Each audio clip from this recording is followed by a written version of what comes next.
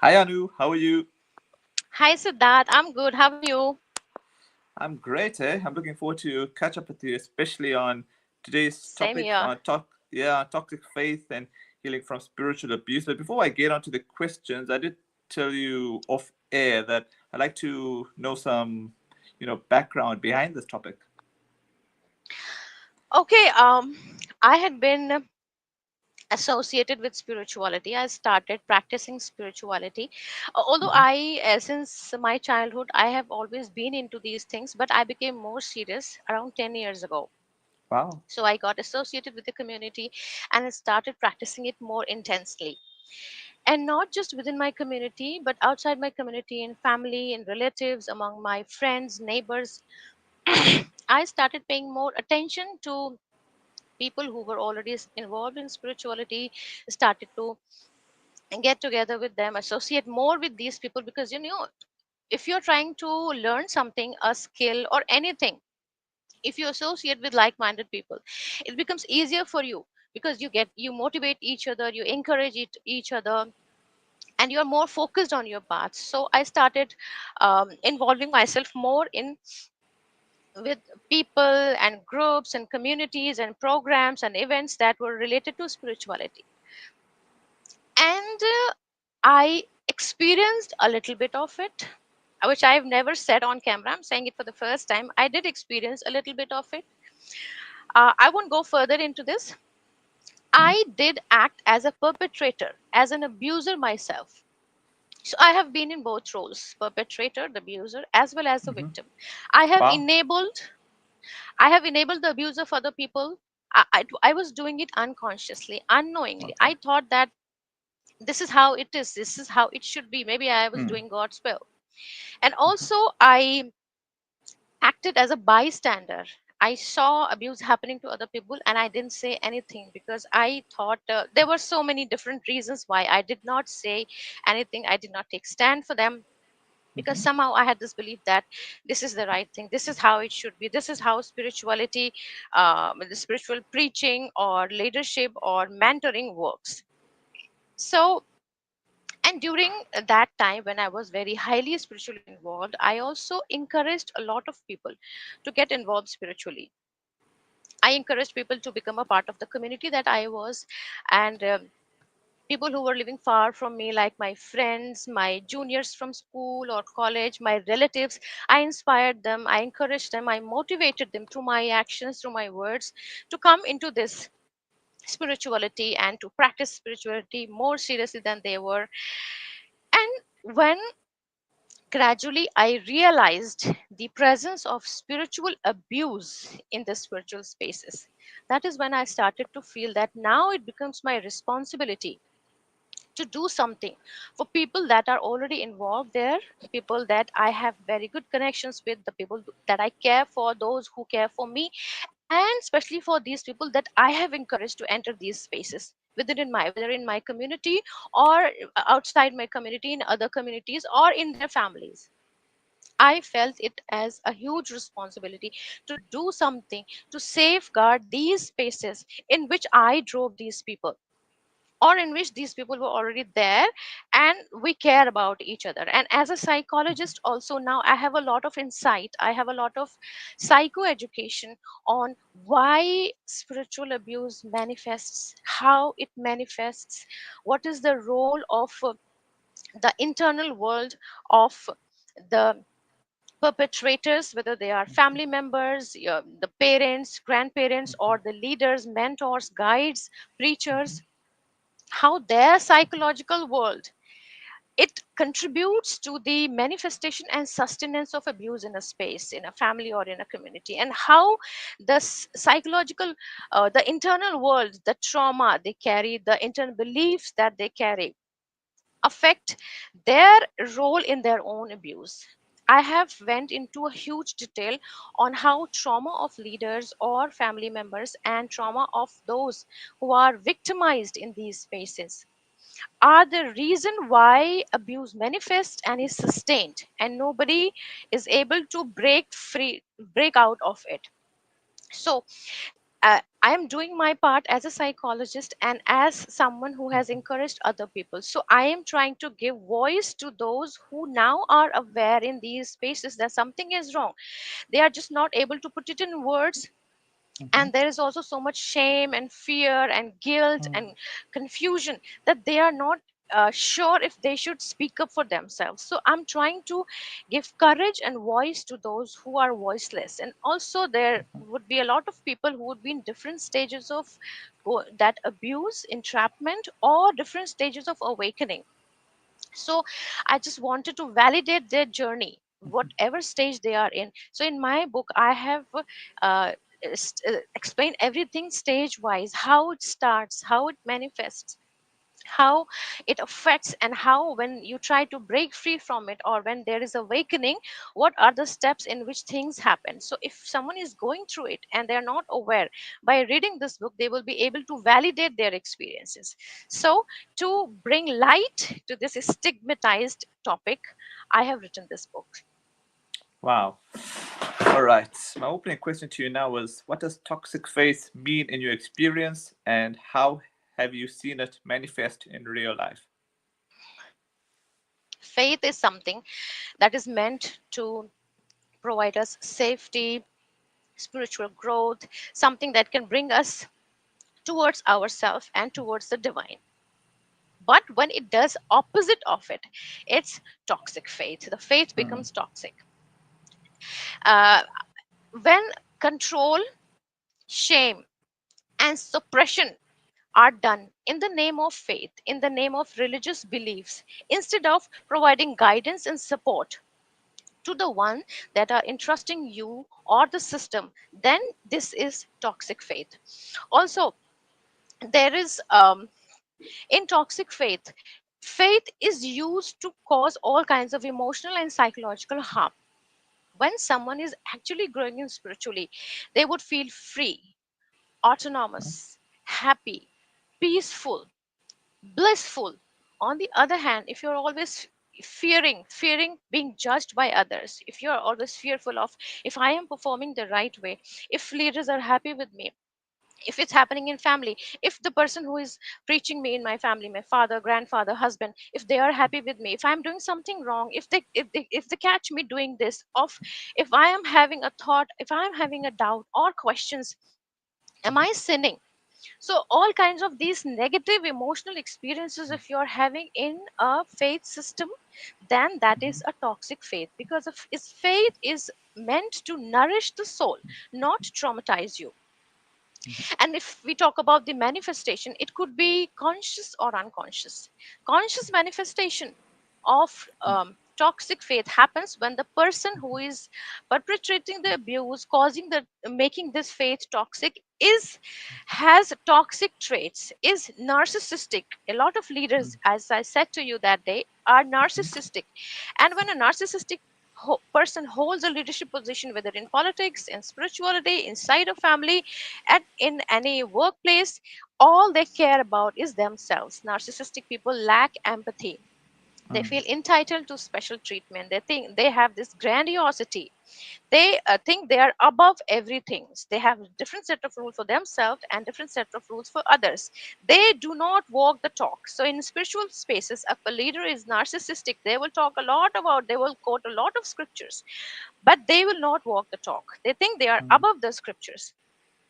To be honest, I believe that narcissists don't actually believe in the existence of God. They don't respect the scriptures, but they use all of that to perpetrate abuse, to control people, to manipulate them, to only so that they can fulfill the agendas that they serve themselves. So this is conscious manifestation, when someone is literally using all the facade of spirituality to hide the wrong things that they are doing, or to achieve something material, something tangible from the followers, from the community. It could be anything: sexual favor, emotional favor, or financial favor, or just it boosts their ego that they have a lot of followers and they're sitting on a high chair and then speaking great words and everybody's listening to them and everybody's following them and they are being prayed like God. Say they claim divine power and divine connection with God. So this is conscious manifestation.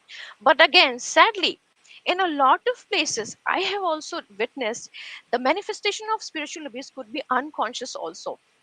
How it happens?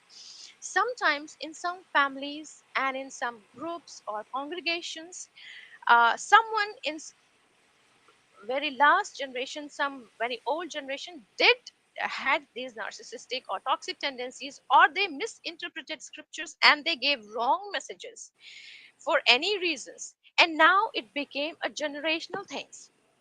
It has been getting passed along from generation to generation without anybody questioning them. Also, in a lot of toxic faith system, questioning is forbidden. You cannot question, you cannot even have doubt inside your mind what to say of overtly questioning something.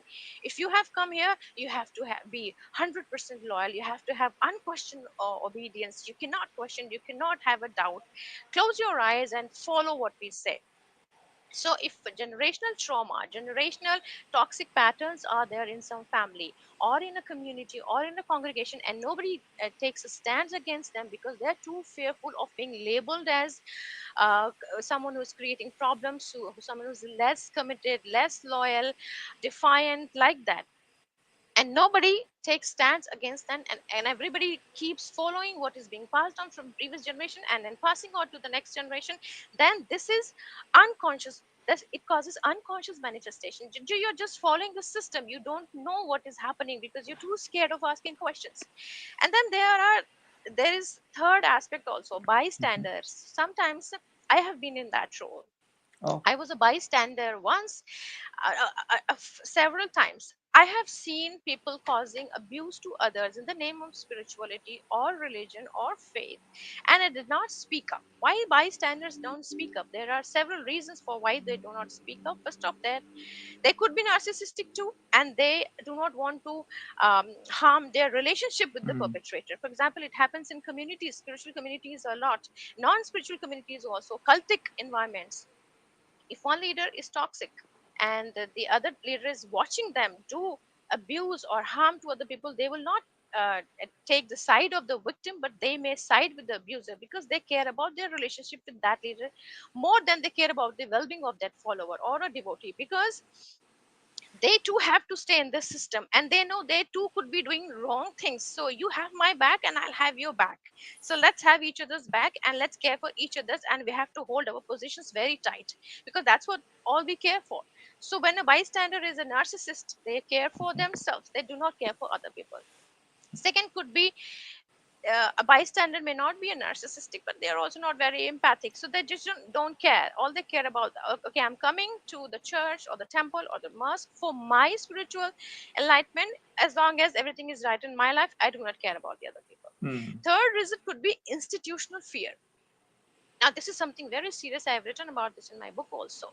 I know that what is happening there is wrong, but I do not want to ruin my image because I'm scared, because everybody is blindly tolerating what is happening. If I become the one to raise my hand and I say that I have problem, won't everybody look at me like there is a problem with me also? So I will also be categorized as the one, the person who is being victimized.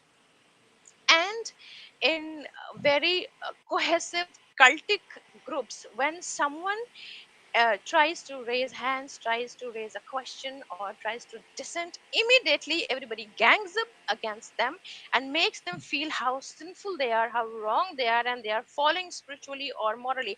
So they think that it's better to just keep tolerating. And similarly, bystanders have also the similar opinion. As a bystander, they have witnessed other people go through it. What happens when you Mm. displease so and so leader? What happens when you do not obey so and so mentor? What happens when you say something against that so and so guru? What happens? I don't want that to happen to me, so I'll stay quiet. Unless it happens to me one day, then maybe I will need support, but then I won't get it from anyone because I didn't stand up for anyone, so nobody's going to stand. I am conditioned right now when they are suffering, and when I will be suffering, they will be again conditioned back in that cycle. So Mm. that is also the reason. Institutional fear is a very big reason why nobody stands up these things. And it also causes the sustenance manifestation. We talked the conscious and unconscious manifestation, and sustenance is caused due to the institutional fear. Also, there is trauma bonding between. See, when you become it happens in communities, not in families. When you get associated with a community or a cult, you are initially shown a lot of love and acceptance, and when you try to dissent or question, that is taken away, and then you realize that it was conditional, and you enjoyed a lot that in the beginning, and now you know that it's conditional. So now you try to maintain the conditions for which that love and acceptance will be given to you. So it also comes under institution fear. So this is how manifestation and sustenance takes place. Wow. All right. I see a comment here already on the comment section. Are you okay if I ask it to you? Sure. All right. This is from Jitin Rishika. Hi, Anu. Thank you for a beautiful awakening. Please advise healing from narcissistic people's behavior. Okay, healing from narcissistic behavior, you will require layers of healing, because there are layers of trauma and we need to peel layer by layer. There are so many things that needs to be done. First, the healing from narcissistic abuse happens in 4 5 layers, 4 5 stages.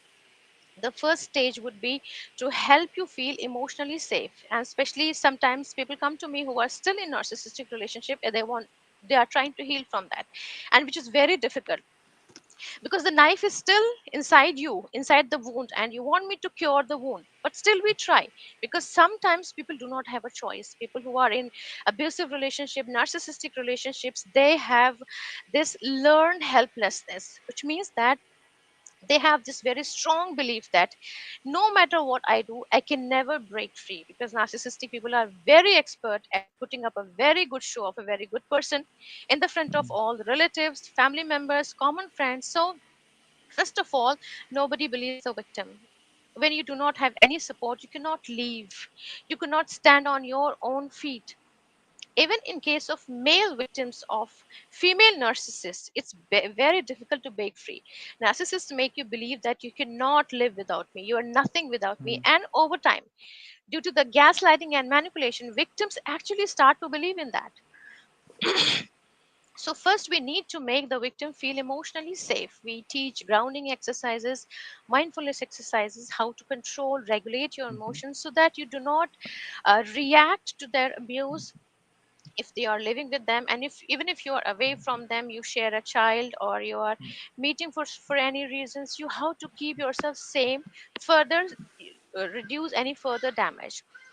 And then narcissistic abuse affects all area of your life, your self-worth, um, your career, your academics, your relationship, your social life, your self-image, everything. So we take one by one everything, and everybody has a different it's not that all victims have same situation, it may differ from a person to person. So we take case history, analyze the situation, and by discussing with the client, we get to decide what are the things that we need to do first. So first of all, we do the emotional safety thing.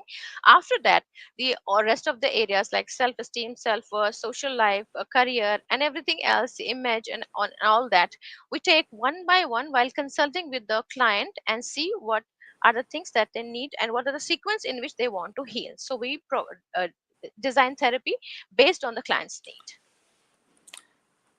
okay. How can spiritual abuse show up within families, not just in religion institutions or communities?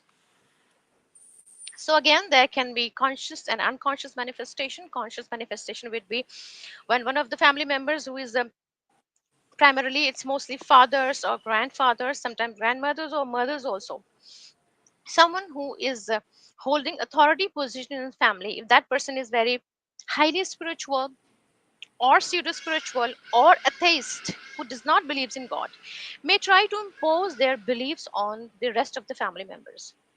And it's different from normal scenario where elders of the family try to pass on their values to their younger ones. But if there is lot of coercion and control and manipulation and fear is instilled in the family members, so that they would follow everything that the that dominating or that abusive controlling family members tells them to do.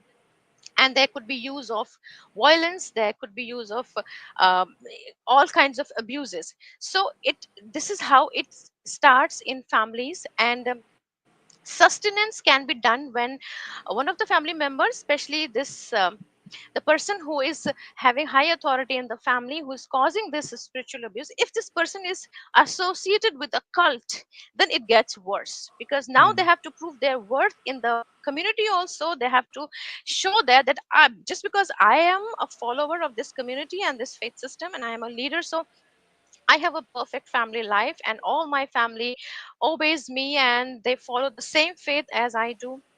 And to achieve that, they might go to any extent if they are actually toxic people. And in some communities, in cultic communities, the members from any family who come and join the community first are made to believe that now it's your moral responsibility to bring rest of the family to the community, and if you're not being able to do that, it's your moral failing. So if you are an incompetent person, you do not actually understand what leadership is, what does it means by being a good parent, good grandparent, and all. You care about how you look like to your community members, then these type of people also perpetrate abuse in communities, in their own families. Some families in which domestic abuse, child abuse was already going on, and the abuser of the family unfortunately becomes member of a cultic community, it gets worse.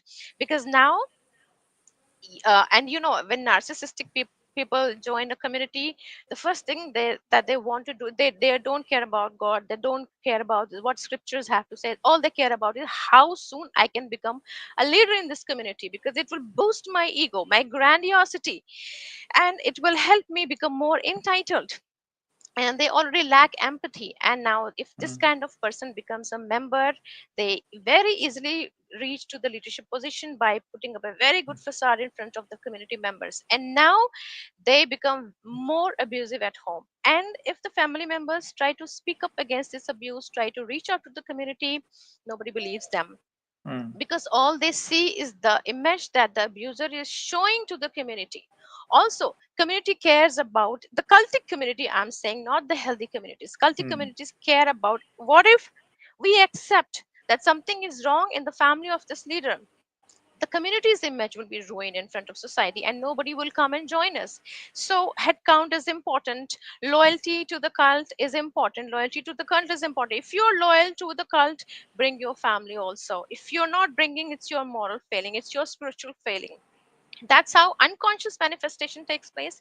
And conscious manifestation takes place when the person who is abusing their family members is already doing it consciously, and even when they become spiritual, they are doing it for their self. They do not care for their family members. So whenever there is lack of empathy or incompetence, and Mm. still you are trying to preach, or even you are of an atheist and your family member have a certain value, they want to pray, they want to go to temple or church, and you were atheist and you were stopping them from doing that, that is also spiritual abuse. Spiritual abuse is basically forcing someone to do something or forcing someone to not do something just because you do not believe in that, forcing your beliefs on your family member and not Mm. concerning about what they want. Everyone is an individual soul, although we are Mm. family in this world, but we are individual souls, and we all have individual journeys.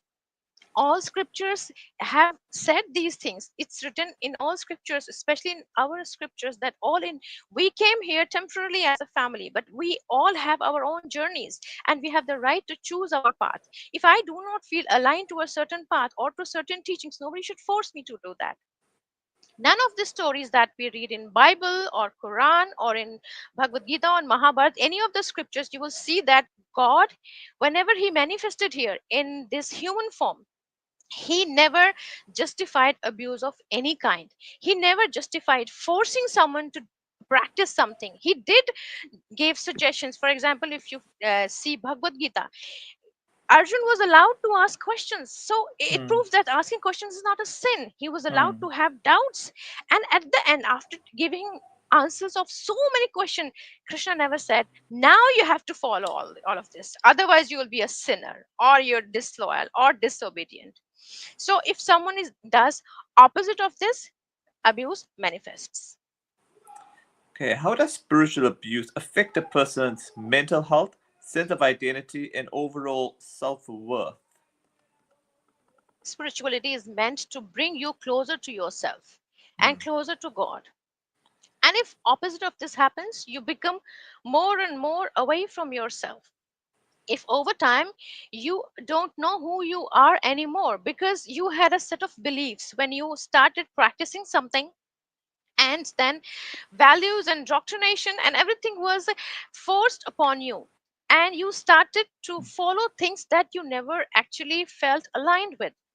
So now you have to, and also you cannot question, you cannot doubt, because if you do so, you're not fully loyal to God, you're not fully committed to your community, and you're not serious about your spiritual life, and you are sinning, and you are so and so, and so many labels. So you start to fear those labels, and you now start to follow everything that is told to you because you're so afraid of looking different, less committed, and you start to do things that your values do not align with. Now you have a different new set of values you have adopted that is not you. So there is loss of identity. If you meet someone who has been associated with the cultic environment for a very long time, or who comes from a cultic family, a dysfunctional cultic family, they don't really know who they are because they have two set of beliefs, one that they are their own, and the other that was imposed upon them. But now so much of guilt and shame and confusion and fear has diminished the lines between them. They do not know which of this is mine and which was imposed, and which is right and which is wrong, which I should follow and which I should not. So spiritual abuse takes you away from yourself. The real spirituality is supposed to bring you closer to your true self. So this is first thing that happens, and then your inner compass damages. As I just told you, you do not know what is right, what is wrong, because in cultic environments, in whether it's a cultic family or a cultic community, a congregation, you are repeatedly told to not use your brain. I have literally heard people saying these things. Do not use your brain, just do what I'm saying. So critical thinking and problem solving are two very important abilities that that help us in all areas of our life. And if we stop and we start to if someone keeps on telling us over and over that do not think critically, do not even think, do not try to solve problems on your own, do not try to take any decisions, whatever you have to do from now onwards, you have to ask me. There are some parents like that, there are some grandparents like that, there are some leaders, some preachers like that. I have seen all kinds of people, I have seen the world. I'm here in this world since 43 years, so I'm telling you, these type of people exist. If they are showing love to someone, their love would be so conditioned, and the condition would be you have to do everything the way I say, and it's for your own good. So what happens if someone spends years in such type of cultic environment? They lose the ability to make decisions, they lose the ability to think critically. And you know what you become when you lose all of that? You don't know what to do with your life if you're not with that abusive people. This is the one reason why people do not try to break free from abuse, their abusers, because they think they are actually right, they are nothing without their abuser. Because for every decision of their life, where they have to go, what they have to wear, what they have to eat, who they have to socialize, what to do, what to not to do, from day to night, 24 by 7, 365 days, they need permission. And they're scared of taking their own decisions because they're scared of displeasing someone. So in that kind of cultic environment, whether it's a family or a community, there is loss of ability of critical thinking and problem solving, and there is loss of identity, and your inner compass gets damaged. You do not know how to take any decision, and you're completely dependent on others. When you do not know what to do with my life, my day, my relationship, anything, then you are under complete control of person, and now your life will be guided according to their consciousness. If they are actually, even if they actually care about you, they do not know how you feel about certain things, what your desires are, what your fears are. So how can they do best for you? So these are the, apart from that, there are loss of self identity, self worth. When you know that I have no power about, over my life, of course it affects your self confidence, your self worth. And in cultic environments, your worth is always tied to how you're performing in that particular moment. So you're always worried about how people would be, even outside those cultic environments, people worry if someone is judged, if I am being judged, if I am being watched, am I doing it right, am I performing in the right way. You're always super hyper conscious about your activities, what you're doing, what you're not doing. It makes your life mess, and Mm. it really messes with your emotional world, your psychological health, your spiritual health, everything. And the worst thing that spiritual abuse can do is that it could make people aversive to God. One day when someone awakens to the fact that I was spiritually abused, and the people that I trusted, they were actually serving themselves and not me or my spiritual life, you start to hate people, ideas, Mm. faith system, your scriptures, because now everything reminds you of the times when you were manipulated, when you were used, when you were exploited. And I have seen people who have become aversive to God, or to say of having aversion to the leaders or their scriptures. And that's the worst thing you can do to someone's spiritual life. You don't, at least you don't take away God from someone's life. Mm. Spiritual teaching, preaching is meant to bring you closer to the God, but spiritual abuse takes you away from God. It damages your spiritual health.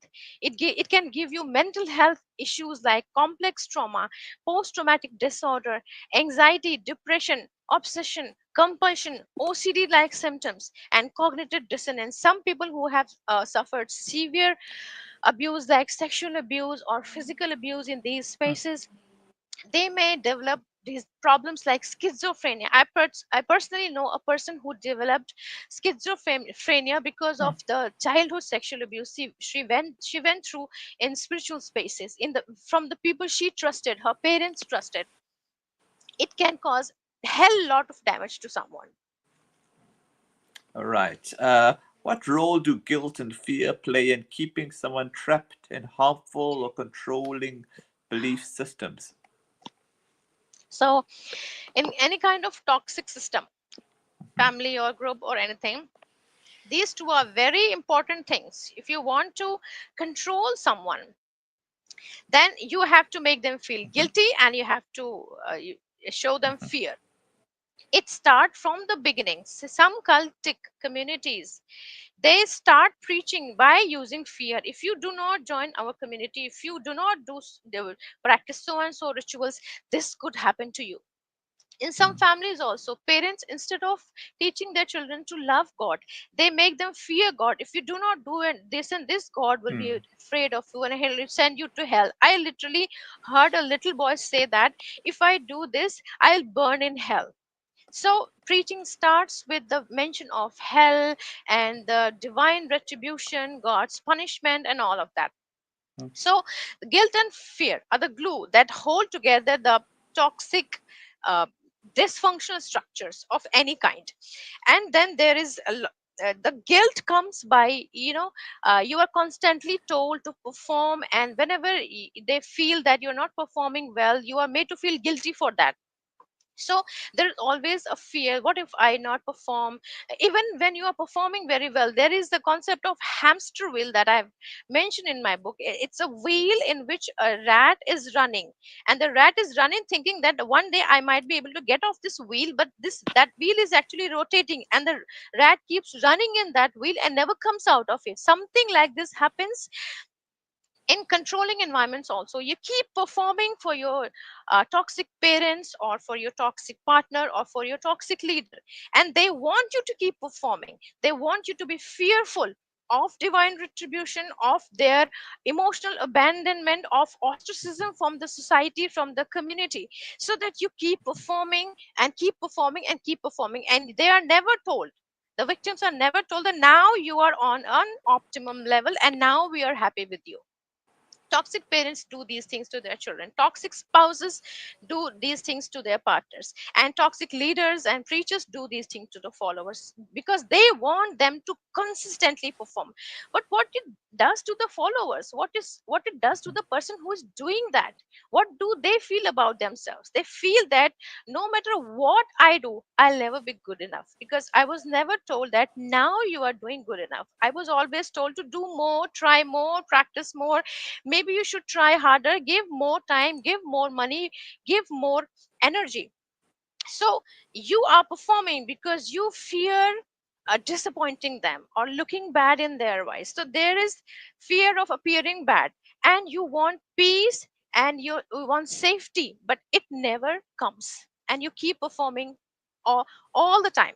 So this is what guilt does. It keeps you performing without even Mm. thinking about where I'm going. Am I even heading anywhere, or just running in circles? And then fear, Yeah. there is fears of punishment from leaders, emotional abandonment, ostracism from the society, divine retribution, and labels that are given to you if you're not performing in the right way, if you stop performing. And then also there is a constant mention of spiritual fall down, moral fall down. If you do not listen to what is being told to you, you may fall down from this path, and you really fear, "Oh, I have done so much labor, I have spent so much time and energy, I even left Mm. my friends and family members. What if I fall down? Everything will Mm. go down the drain. So it's better to keep performing." And so the victims go on and on and on. Mm. Mm. All right. What are some early warning signs that someone may be in a spiritually abusive environment without realizing it? If someone has been in an environment and they have this feeling that my set of beliefs do not match with the groups, or maybe my values match with the groups, but how the leaders is interpreting them, or how one of my parents or grandparents are interpreting them, does not seems right. It's Mm. not what is written there, or what is coming from the scripture, or from God, or from the core of my faith system. My values do not match with the one who is preaching me or is mentoring me. This is one sign. Then you feel that you always need validation from the one who is preaching you, from your leaders, from your the co-members, people who are on your level, your seniors. You feel that whatever you do, it should be validated from them. If they are not validating this, maybe I'm doing something wrong. If I want to associate with my friend, and I want to post a picture of me associating with my friend on social media, and I'm afraid, will they validate this, will they approve this, because my friend is from other religion, from other community, or from a lower caste, or from other political party that they do not support. If you have this fear of not getting validated or approved by your community members, you could be getting spiritually abused. Then their fear of judgment.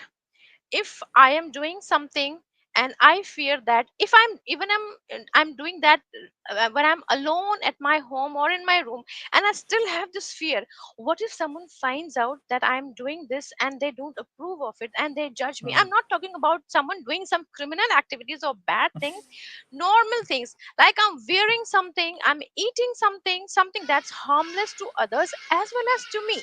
And I know that it's harmless to me, and to I'm not harming anyone at all, but still I have this fear.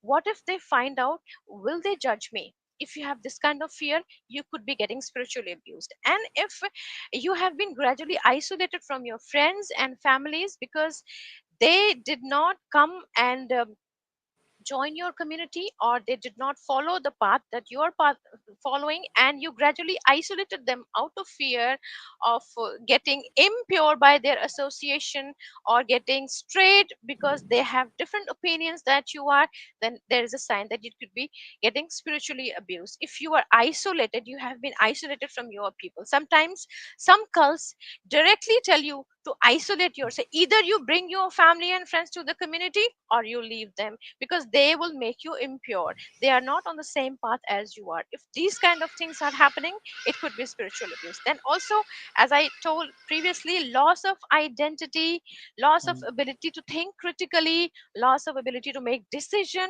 to solve problems. All these things indicates that you are being spiritually abused, whether you know it or not. And spiritual abuse is very covert. Mm. It's not very overt in most of the places.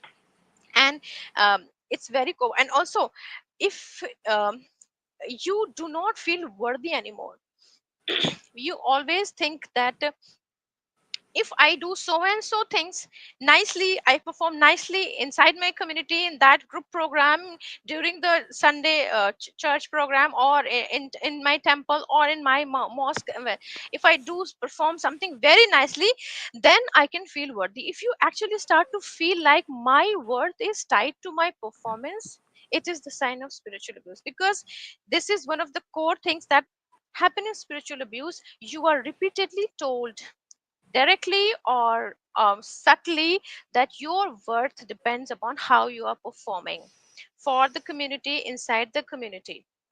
If you are performing, if you're bringing a lot of donations, you are a good follower, you are a good devotee. If you are bringing uh, chief big chief guests to the community, if you're bringing big favors and you're providing us land for program, if you're doing material contributions, if you're spending your time while your family needs you, when one of your family members is sick and at home, and but still you're leaving that at home all by themselves and coming and attending the programs, you are worthy of our love. I have literally heard people, even I have been in that place. I remember once praising one person attending a spiritual program at my home while his daughter was sick. He left his daughter sick at home and came to attend the program, and I actually praised him and I thanked him for doing that. How stupid of me for doing that. As a sick family member, I would never want my husband or my children to leave me and go to attend a program. I would want them to sit with me. But at that Mm. time, I had this idea that this is the right thing. If someone is Mm. leaving their family members sick, alone, at home, and going attending a spiritual program, it's a good thing. This is the right thing that they have to do. So if you strongly feel that your worth is tied to how you appear to your community members, then you could be getting spiritually abused. Wow. All right. Can you describe what the process of spiritual awakening, faith deconstruction, or reclaiming personal spirituality feels like? So when you finally realize it doesn't happen in a moment, it takes a lots of moments of confusion. Hmm. If I'm right, if what I think is right, or if I'm wrong, if I'm just spiritually falling or nothing else, and then one day you eventually realize that yes, I was being spiritually abused in the place where I was supposed to be spiritually nurtured. The people who were meant to guide me on the spiritual path actually used spirituality and God to abuse me, to get their own ways. So the first thing that happens is that your heart breaks into million tiny pieces, and there is profound grief. It's similar to the grief of losing a loved one. You feel like you've lost yourself somewhere. You did so much emotional investment in the system, in the practices, in the ritual, in the people, in the leaders, and now you realize that it all went in vain. Nothing was worth it. You were only being used because someone was not aware of what they were doing, or someone was aware, some of them were aware of what they were doing, but they didn't care about you. All they cared about was themselves. They were actually more concerned about their position, what they were getting from whatever was happening, what the performance that you were doing, the time that you were doing, all the emotional investment, the time, the money, everything that you gave, the harm that you've caused to yourself, to your people. You isolated yourself from people, you caused harm to people around you just to please everyone in your community, in that system, in that group, because you thought that this was the right way, this was the way to God. And now you know that it was not. Whatever happened, it has nothing to do with your spiritual growth.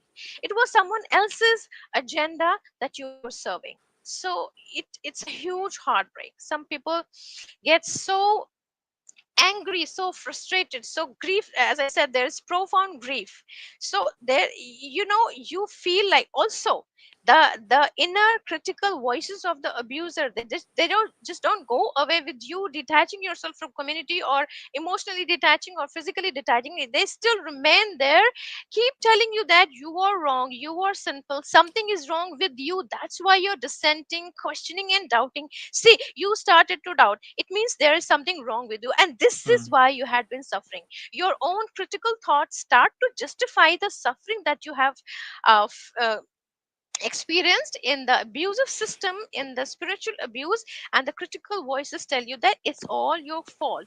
You've always been like this, you had those doubts, you had those questions, that's why it happened to you. So lot of confusion, Mm. lot of cognitive dissonance arises when you have two contradictory ideas about same thing, about leaders, about faith system, about the indoctrination, about the scripture. Not exactly scriptures, but the interpretation of scriptures, because in spiritually abusive environment there is a lot of weaponization of the text from the scriptures.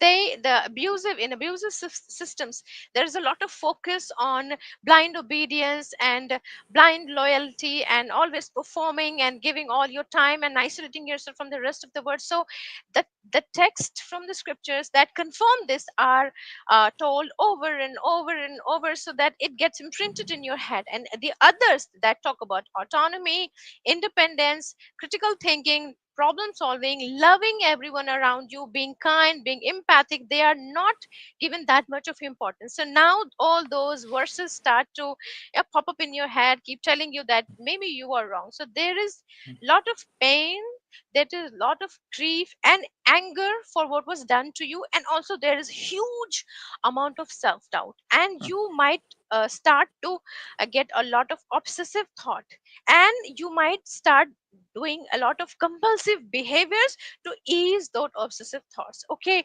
so I am guilty, I am sinful, that's why this is happening to me. No, no problem, I'll do some more prayer, I'll do more prayers now, I'll do more chanting, I'll do more practices, I'll spend more time in spirituality now.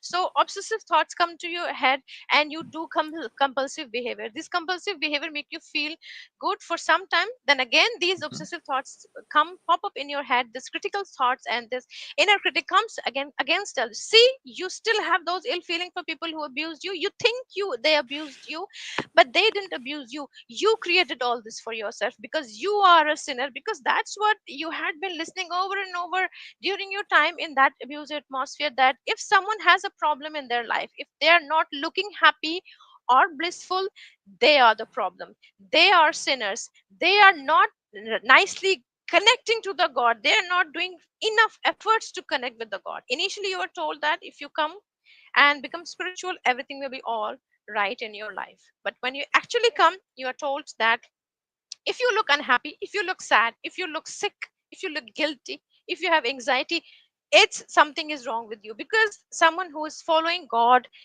following in god's steps and following in leaders steps, they should be happy. And if you're not, if you think you have thoughts like this sinful thoughts like I'm being abused or something is wrong in my community and with my leader, then there is problem with you and not with them. And also, now you start to retreat from your community, and you still see there are people out there who are still enjoying and dancing, and people who you thought would be narcissistic or toxic or abusive, but they are still happy, they are still blissful, still dancing and eating and singing and going and doing tours and all that. So maybe I am the problem. So it starts like this. But if Yeah. you get into therapy, keep on doing the healing work, eventually you start to feel relief. At least now I am away from the system that gave me all this mental distress. And you gradually, as you start to heal, you get into therapy, the therapist will work with all these things, they will work on your identity, your self-worth, these cognitive this issues, the problems with critical thinking, problem solving, decision making, and then these obsessive compulsive OCD like thoughts, they will be Mm. treated using the appropriate psychological tools, and one day you'll get rid of all of that. And then the next step would be reconnecting with God and spirituality, it happens at the last stage, because you need to be completely healed on. Just like in romantic relationship, just after having a breakup, you're not recommended to move on to the next relationship, because you might go and repeat those same patterns. Similarly, you are not recommended to go and join another community or another faith system. Give yourself some time, heal, and get to know. And inner child healing is also done, so that you are completely healed, and now you know the difference between the toxic and non-toxic.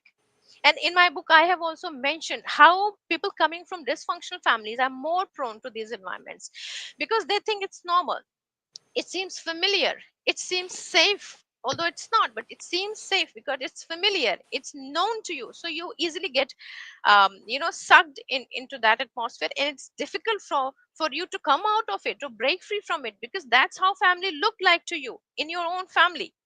So inner child healing is also done while doing spiritual recovery. And at the end, you can you get the confidence and the problem solving and the critical thinking and the decision making skill to now decide how you want to connect to God. And there are millions and infinite ways of connecting to the God, not the only one that you were told was the only one way. Heal person. So it's a part of deconstruction and reclaiming personal spirituality. Now you become able to again connect to God on your own terms, and you accept the beliefs that you feel aligned with. And that is how the normal healthy spirituality should be. All right. Why do you think it's so difficult for people to speak out against religious systems that have caused harm? As I've mentioned already, the Okay. institutional fear is that's very difficult. And if you are in a family, the fear of looking rebellious and wrong person. So inside a family or inside a community, even when someone is watching what is happening to other people, even if you are feeling bad, you do not want to be labeled, you do not want to be labeled as less committed, or someone who is on the side of those who are less enlightened. Because victim, if someone is victimized by a leader, always leaders are always seen as more enlightened, even though they are not. A lot of people use their psychological skills, their um, the narcissistic traits or their charm to reach to the leadership position. But in spiritual communities, it is always made to be believed that the ones who are holding the leadership position, they are more enlightened. It's an unwritten rule, unsaid rule. And in families also, in dysfunctional families, the one who is older in age is always right and has to be Hmm. obeyed and respected, no matter what these people are doing. So this is one dysfunctional aspect. So if the system has always been like this, the one who is holding the leadership position is always right. And if a problem happens between a leader and a follower, it's always the follower who is wrong. It really makes me very angry whenever I Hmm. come across any such situation. Why everyone in the community or in the family automatically assumes that if a problem is between someone who is on a lower position and someone is on a higher position, why this person has always to be right, Hmm. and why this person is always scapegoated. It is because you want to feel safe yourself. You know that if I side with this person, I will be on a safer side. If I side with the victim, I too may get victimized. So this is called an institutional fear. You do not want to look different, and you do not want to be pointed out or get noticed by an abusive person, because you might get abused too by them. The institutional fear is that. And then there is a lot of confusion also. Mhm. What if this belief that the one holding the leadership position is actually more enlightened than the followers? Because sometimes people say that in spaces like this, of course he had or she had God's mercy, that's why she reached that position. Although we know that for reaching a leadership position, you do not always require God's mercy. You just need some skills, and those who have those skills, they can easily reach to that positions. I know a lot of people who are very good followers, who are very good devotees of Lords, but they are not holding any leadership position. There is a saying that someone who is not very fond of holding a leadership position is the one who is right for that position.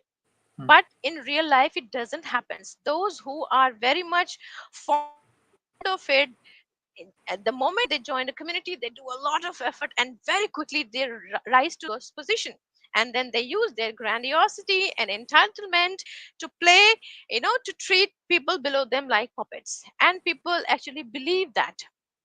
People on the position of followers actually believe that maybe this person is more enlightened and has God's more mercy than I have, and that's why they are in that position and I have to follow them. And people actually follow that. Most of the people actually believe in this fact.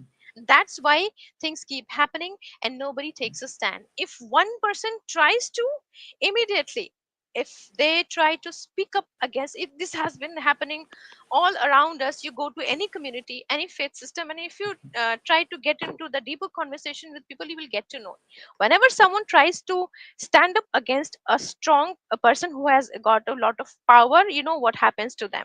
Everybody sides with the powerful person and they are scapegoated. They are treated as stupid. You look like a stupid, so it's better to just stay quiet and tolerate what's happening, or you just leave. Even when people leave, they are mocked, they are shamed, they are ostracized, and sometimes they are abused also. I had one person come to me. I was doing a survey from this book that I'm writing to get stories of survivors, and one survivor told me he was a boy in his late 20s, and he was in a system with the community, and they were abusing him. They were abusing him so much. He didn't had a career.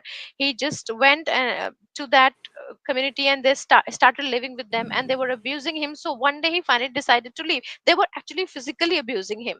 Hmm. So one day he decides to leave, and now he tells me that they are stalking him, and whenever they come across him, they still beat him for leaving the community. These things are happening.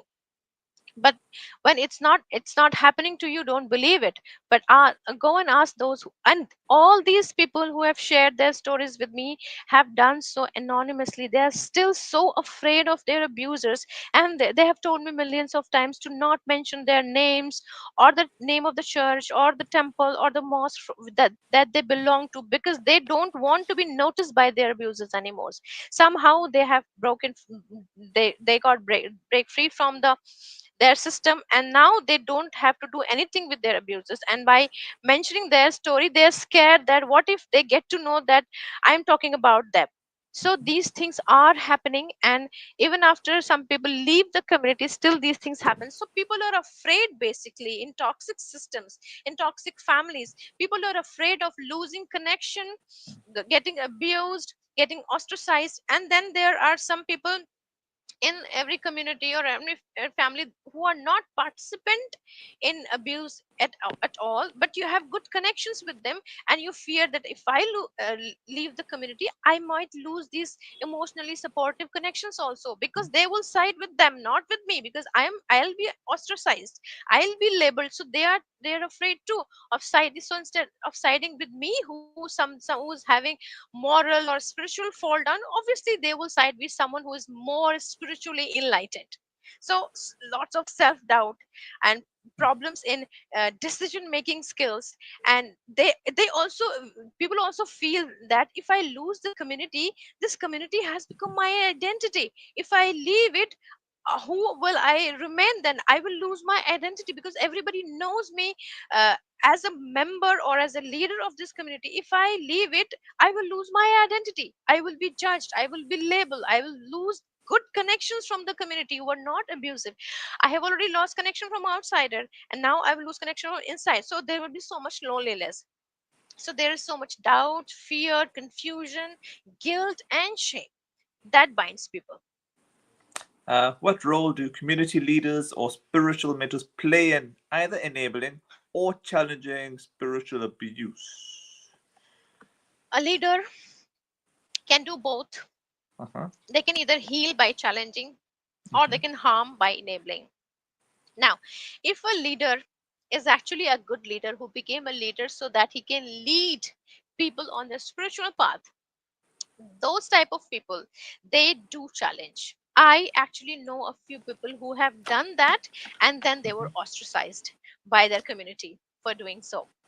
for speaking up against the community, because it is speaking up against the community or against the leader is always equated to speaking up against the God, which is not true. Hmm. God is not community, God is not your congregation, God is not, scriptures are not your congregation, not your community, not the leader, but it is equated so that you will never speak up, because it also ruins the community's image to the outsider, and it becomes difficult to um, recruit more members. So it is make to look like, if you challenge a leader, if you raise a finger at a leader or something that is happening in the community, you are raising finger at God, you are making standing against God. So this is how it is made to look like. But sometimes some brave and enlightened spiritual leaders actually do this.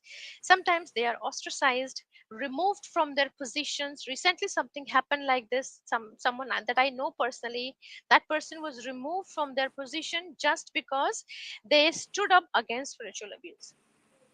So if someone is a leader in a community and they are more concerned about their position, I had to work so hard to get this position, I'm not going to lose it for someone else.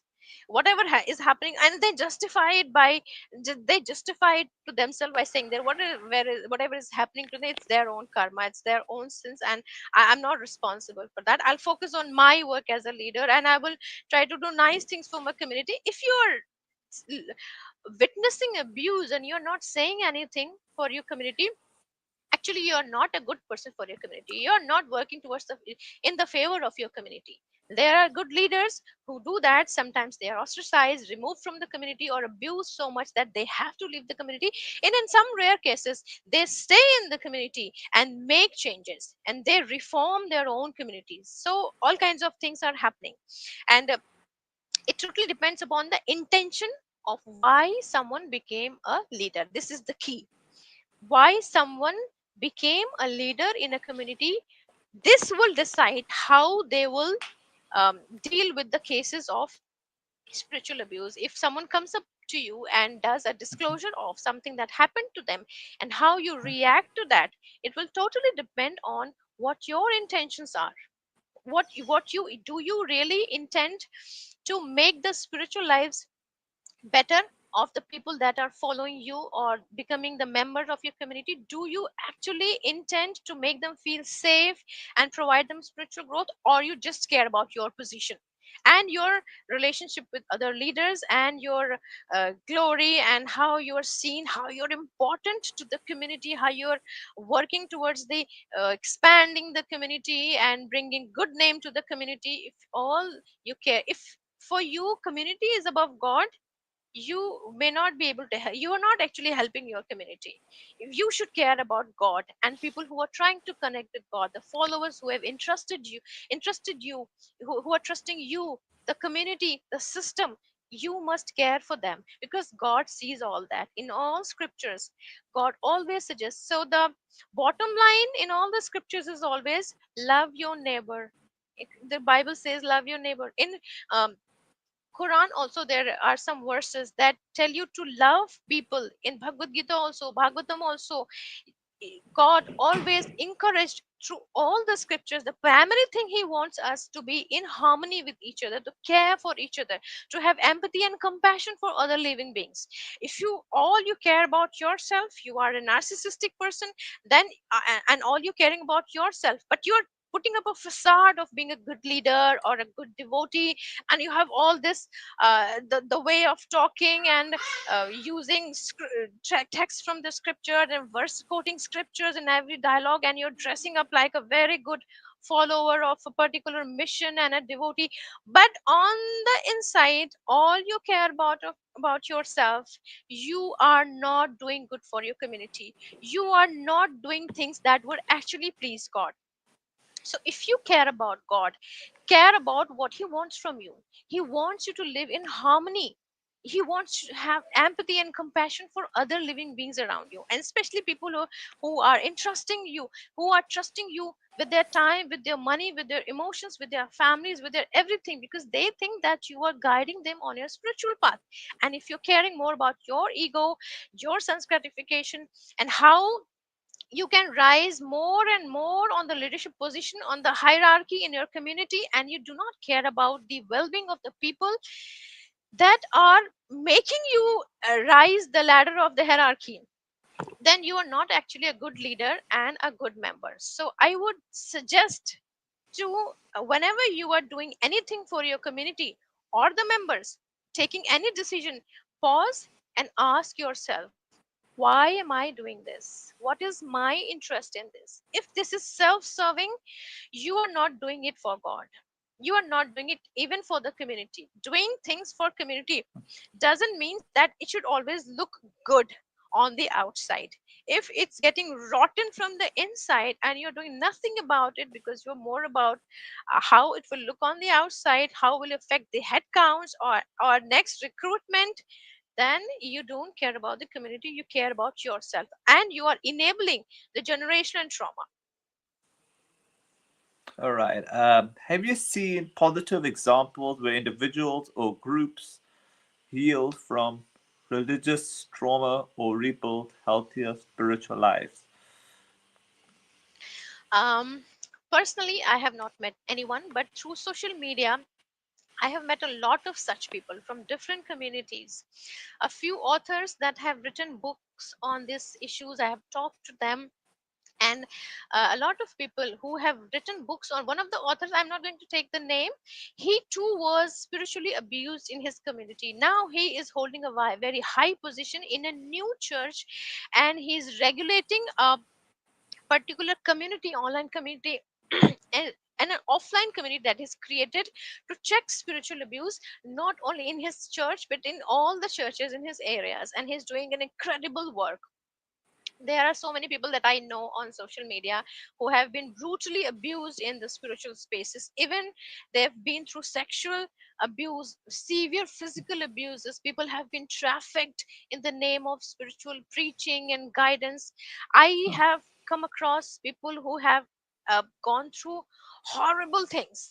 But since they become awakened to what happened to them and started the healing work, and gradually they have found their own ways to connect to God, and they are growing and they are becoming better. Still they are carrying the heartbreak, the grief is still there. Of course it won't go because you spend so many years of your life.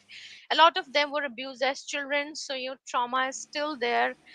The pain is still there. Pain doesn't goes away anywhere. You might become more functional by therapy, but the pain still remains, and the sadness that the people that you entrusted, your parents trusted, who abused you, exploited you, and gave you so much damage on all the levels, emotional, psychological, and even spiritual level. I also know people who became who got so hurt that they even became aversive to God. They don't even want to hear about God now. And I think it's okay. God sees everything. He knows why they are behaving in a certain way. And I really pray for them that maybe someday they will get healed and they can connect to God in their own ways. And it really makes me very sad that people who are supposed to accelerate your growth, enable your growth on the spiritual path, they could actually harm you so much that it could take you away from God, sometimes forever, for this entire lifetime. And this is what, encourages me, motivates me to do something about it. I create contents, and I'm also writing at this book, and I hope it helps people all around the world to reconnect with God. This book is especially about connecting with God, keeping faith alive. That's what I've named it. And I hope I'm able to keep faith alive in some of the people who have been spiritually abused and betrayed by people who they trusted with all their heart. I hope I'm able to help people. All right. My final question to you is if someone reading this is silently suffering from spiritual abuse, what message of hope or encouragement would you share with them? If you have been through something like this, it's okay to speak up about it. First thing that is required is to please talk about it with someone you can trust, someone who would validate your feelings and your experience. It could be anyone from your community, from your family, your friends. And if you are not able to find anyone like that, you can look up support groups on social media. There are so many support groups on Facebook for all kinds of issues. So you can find a suitable support group, and you will find a lot of strangers over there who have been through something similar that you have been. They could be from different faith system, from different uh, religion, but they've been through something like you have been through, so you guys can talk among each other and validate each other's experiences. Validation is very important for an abuse victim when the abuse was subtle or psychological, but because a major component of psychological abuse is making you feel that abuse is not happening. It happens in domestic abuse, narcissistic abuse, spiritual abuse. You're being abused and constantly made to believe that either it's not happening, and if it's happening, it's all your fault. So, first thing is that you need to get these things out of your head that if you were being abused, it was your fault. No, it's never like that. If someone is being abused, it's never their fault. It's the fault of the perpetrator. And if you have questions, and if you have doubts, again, what happened to you, and if you have these feelings that maybe I was abused, you are not an evil person to think like that. None of the scriptures say that. None of the texts say that. God never said that in any of his forms. As Jesus, as Krishna, as Ram, as Muhammad, he never said this to anyone that if you have questions, you are sinful. If you have Mm. doubts about me or about scriptures, you are sinful. No, no one ever said that. You are allowed to have questions. You are allowed. And if you clearly feel that you were abused, then, and because of that abuse, if you have separated yourself from your family or from your congregation or from your group or community or even your faith system, and they are still there dancing, enjoying, and taking trips and eating together and performing together, and if this thought crosses your mind that maybe I am the sinful one because they are still enjoying that, you do not know what they are doing in this lifetime and what karma they will get in the next one. God does not interrupt the karma or the fruits of karma. The in everybody's timeline, they God allows you to use your free will and do whatever you want to. So they're doing what they think is right, and just because you separated yourself from them or thinking of separating yourself from them, you have the right, we all have the right to have emotional, physical, and all kind of safety. You have the right to have your peace. If you think a certain environment is not allowing you to feel safe, you have the right to take yourself away from that. You are allowed to feel safe. I'm saying it repeatedly. You are allowed to be safe. You are allowed to have your peace. And those who abused you, if they are not suffering and you were abused and now you are suffering, do not think that suffering means being sinful. It does not. If you read your scriptures, I have not read others, but I've read mine. So in Mahabharat, if you see, nobody had more miseries in life than Pandavas had, Arjun had, his parents had. Does it mean that they were sinful? Obviously, I'm not talking about the law of the karma. What happened in the past life, we cannot see that. But in current life, if you are suffering, because and especially because of someone, you have all the rights to speak up against that. If you have certain feeling, you must sit with those feeling. You must try to analyze what I am feeling, why am I feeling like this, and you have the right to discuss those feelings with someone you trust. If you think that so and so person is not a safe person, they abuse you, they feel bad about you, they talk down to you, they are exploiting you, you have all the rights to separate yourself from that. God will not be angry if you separate yourself from someone who is abusing you. They might want you to think like that, but it's not true. We all have right to safety, to peace, to respect, and you are worthy of love. Nobody, if you are in being you have a parent or a leader who constantly makes you feel that you have to earn that love, maybe you do not need their love. Love does not, if love is coming with conditions, it's not true love. Mm. Maybe these are not safe people, and you need to introspect why you are still attached to them. And you, if possible, you get into the therapy, and I am including a lots of self-help tools in my book for those who cannot afford therapy. So if you have been through spiritual abuse, you can use those tools, and where to use, how to use, in it will also depend on what stage you are in, what stage of spiritual abuse you are in, what stage of awakening you are in, and what kind of distress you could be going through. I have mentioned all that in my book in sequence. You can go through that book and you can get to know. You will feel validated by reading that book. Your emotions, your feelings will be validated, your thoughts will be validated, and you will also get to know what tools to use, what stage of life. And it would be best if you could go to a therapist who is trauma informed and also understands the trauma of the religious trauma, and the understands what toxic faith is, what spiritual abuse it. So under the guidance of a therapist, it will be better for you to heal in a much better way. And one more thing, if you are feeling aversive of God, and if you're feeling aversive of the practices, the rituals that you used to enjoy at one point of time now, I want you to know that it's a sign of healing. You don't feel ashamed or fearful that you have lost interest in the things that you used to enjoy in that abusive atmosphere. You used to enjoy all that because maybe at that time either the abuse was not there, or there was a lot of love bombing, or you were just fearful because if I do not perform, because your performance was um, attached, equated to your worth, maybe that's why you enjoyed that. But now you are away from all that, that you are feeling aversive to all of that. So do not be afraid. You are not going away from God. That was not the only path to God, and you can still create your own path. There are so many other faith systems, so many other communities, so many other ways in which you can reach God. You first work on your healing so that you can develop your critical thinking, your decision making abilities. You get to know who you are, what you want from yourself and from your spiritual life. You explore your beliefs, and then you can, when you're heal to a certain level and you start to feel emotionally safe, then you can explore various beliefs, and they, you can construct your own path to God. All I gotta say there. Thanks so much for your time. Thank you so much, Siddharth, for inviting me. You're most welcome. Bye bye.